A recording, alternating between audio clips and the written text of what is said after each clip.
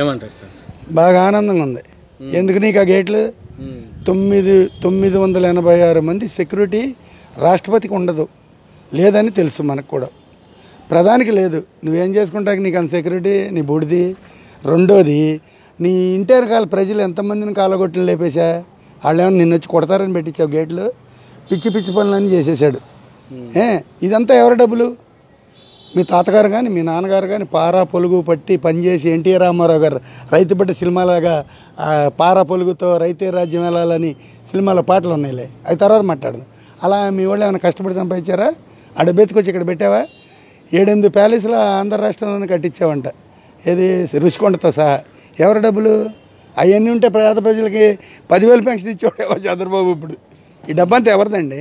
అంటే ఇప్పుడు అసలు మామూలుగా గవర్నమెంట్ పార్కింగ్లో ఏదో 10 నిమిషాలు ఎక్కడైనా బస్ స్టాండ్లో బైక్ పెడితేనే పైన ఎత్తున్నారే. నువ్వు కట్టించావంటే అది ఎంత తప్పు, రాజ్యాంగానికి ఎంత విరోధం నడిచావు నువ్వు. ఒక సుప్రీంకోర్టు జడ్జితో సహా జిల్లా కోర్టు జడ్జి వరకు నువ్వు ఎవరిని వదలకుండా విమర్శించావు అయ్యా. న్యాయమూర్తులు అంటే ఎవరు?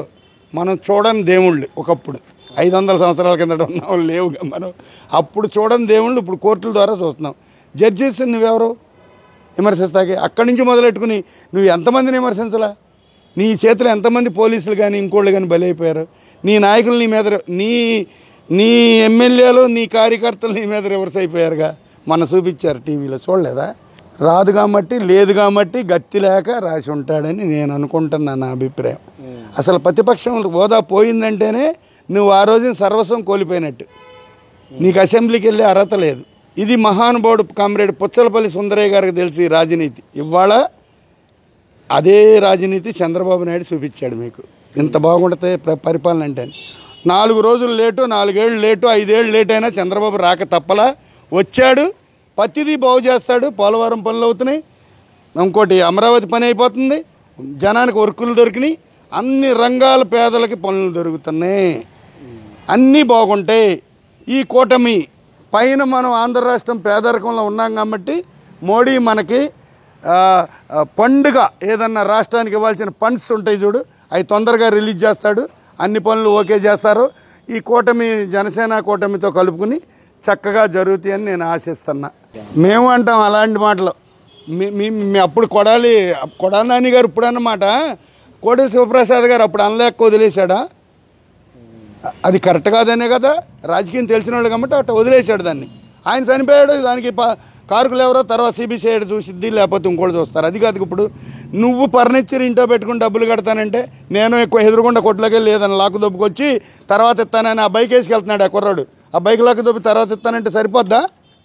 ఇది మీరు అన్నమాట అది సమానం అవుతాయి. కోడెల శివరావు ప్రసాద్ గారు మీ టార్చర్కి చచ్చిపోయి ఉంటే ఆ పాపం మీదే, ఆ కేసు మీదే క్రిమినల్గా ఆలోచిస్తే దానికి బాధ్యులు కూడా మీరే.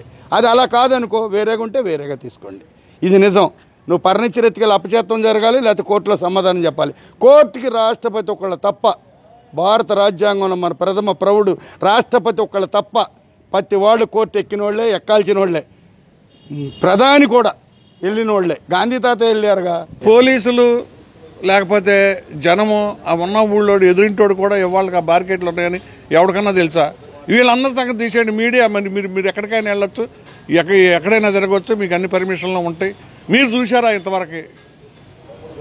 ఆ బ్యారికేడ్లు అనేవి కానీ జగన్మోహన్ రెడ్డి గారికి ఇల్లు ఎట్టా ఉంటుంది? అది ప్యాలెసా, ఇల్లా, పూరుగుడ్చా?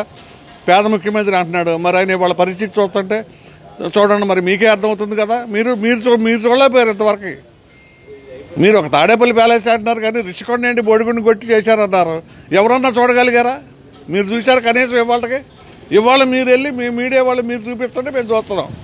6 లక్షల రూపాయలు ఫేర్ అని, 36 లక్షల రూపాయలు స్నానం చేసే తొట్టి అని, ఇవన్నీ చూస్తున్నాం. కానీ మరి ఇంత పేద ముఖ్యమంత్రికి ఇవన్నీ ఎందుకో మాకేం అర్థం కాలేదు.